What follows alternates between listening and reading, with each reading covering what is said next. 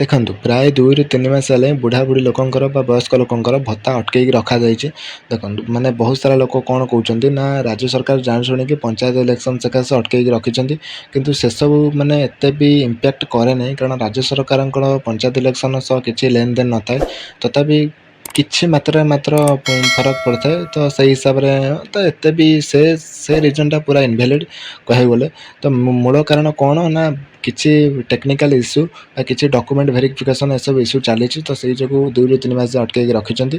ତ ଏଇଟା ରାଜ୍ୟ ସରକାର ଅଟକେଇନାହାନ୍ତି, ଏଇଟା କେନ୍ଦ୍ର ସରକାର ଅଟକେଇଛନ୍ତି। କାରଣ କିଛି ନା ଏଇ ମନି ରିଲେଟେଡ଼ କି ବଜେଟ୍ ରିଲେଟେଡ଼ କିଛି ଇସ୍ୟୁ ଚାଲିଛି, ଯେଉଁଥିପାଇଁ ଭତ୍ତା ପଇସା ଦିଆଯାଇ ପାରୁନାହିଁ।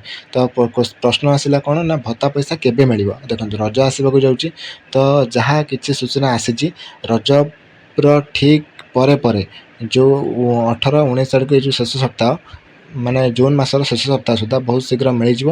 ତ ଯଦି ଅଧିକା ଡିଟେଲ୍ସ ଜାଣିବା ପାଇଁ ଚାହୁଁଛନ୍ତି ତ ଆମ ହ୍ୱାଟ୍ସଆପ୍ ଚ୍ୟାନେଲରେ ଜଏନ୍ ହେଇଯାଆନ୍ତୁ, ନହେଲେ ଆପଣ ଚ୍ୟାନେଲରେ ଯାଇକି ସବସ୍କ୍ରାଇବ୍ କରିଦିଅନ୍ତୁ। ତ ସେଥିରେ ବହୁତ ସାରା କିଛି ଇନଫର୍ମେସନ୍ ଆପଣ ଜାଣିଯାଇପାରିବେ ଭତ୍ତା ରିଲେଟେଡ଼, ବହୁତ ସାରା ରିଲେଟେଡ଼ ଛୁଆଙ୍କ ପାଇଁ ବି ବହୁତ ସାରା ଇନଫର୍ମେଟିଭ୍ ଭିଡ଼ିଓ ଆମ ଚ୍ୟାନେଲରେ ଅଛି।